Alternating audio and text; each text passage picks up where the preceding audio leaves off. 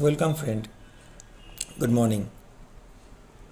আজকে আমি দেখাবো এক্সেলে স্লাইসার কিভাবে ইউজ করে একটা টেবিলকে আরও ইউজফুল করা যায়।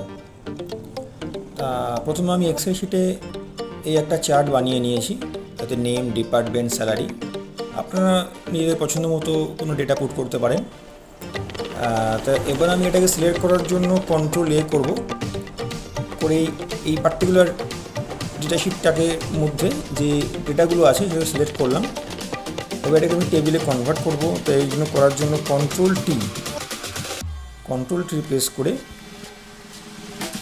আমি এটাকে টেবিলে কনভার্ট করলাম।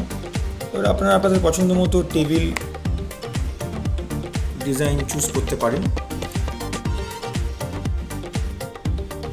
চুজ করার পরে এবার আপনারা যাবেন হচ্ছে ইনসার্ট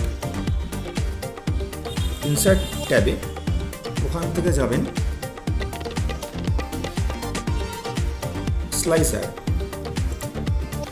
স্লাইসার ক্লিক করার পরে এখানে ছোট্ট একটা ট্যাগ খুলবে। ওতে আপনার যত কলাম হেড আছে সেটাই শো করবে, নেম, ডিপার্টমেন্ট, স্যালারি। আমি ডিপার্টমেন্ট দিয়ে দেখাচ্ছি, করে ওকে। এই ছোটো একটা ট্যাগ খুললো।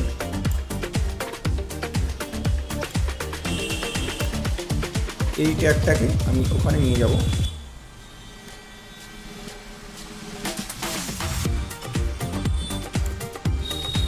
এবার এই ট্যাগটাকে মডিফাই করার জন্য আমরা এই উপরে স্লাইসারের আলাদা একটা ট্যাগ খুলে গেছে, মডিফাইং ট্যাগ। তা এখানে আমরা এই কলামনারে গিয়ে 4 করে দেবো। দেখুন সঙ্গে সঙ্গে এখানে চেঞ্জ হয়ে গেছে।